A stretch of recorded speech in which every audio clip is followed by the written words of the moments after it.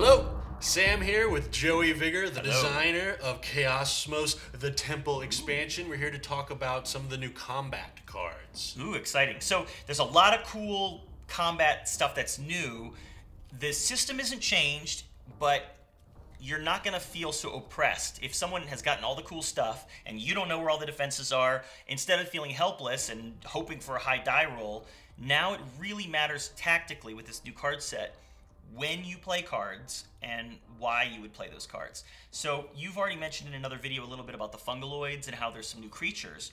But there's also a couple cards that affect creatures. Yes, I have in my hand right now the Pendrite Toxin.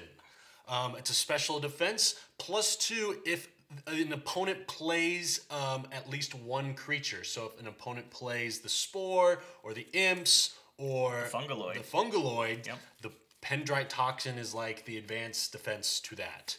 Yep. Next we have Plasmogenesis. Each creature in play on both sides gains +1.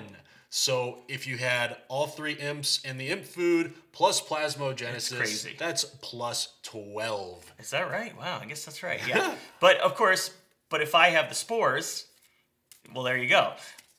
So combat really matters in that you don't want to play your immunities too early. If that means, well, I'll explain why. So there's also cards that Proto Dissolve, and Proto Dissolve sends a card that's already in play back to your hand and you can't play it again, which matters because it undoes the last effect that it did. So there's a timing aspect here as to when you play it. So normally you would save your defense or your advanced weapon to the end to make sure that I don't have the defense for it. But there's certain reasons why you maybe would or wouldn't depending on where the Proto Dissolves are. There's also a card, the Tachyon Reverser, which lets you replay a card that was unplayed, or you can actually instead play, you can actually unplay a card on your side. So if you play, for example, a Neural Infector and I play the Deflector, you can say, okay, actually I didn't play the Neural Infector. Right? And then I'm just like, oh, okay. So there's some funny stuff there. And then, of course, with the Nano fabricators, which are from the original edition, you can copy cards on the opponent's side. But what if you copy a Proto Dissolve? You can now copy the card that lets me undo something. Or there's actually a card called the Nuco Fabricator. It's a permanent card. Target another permanent card, a non-single-use card that's on your side, and this becomes a copy of that card. So, for example, you could copy a Tachyon Reverser, or you could copy a, for example, suppose I play an Imp Food, right?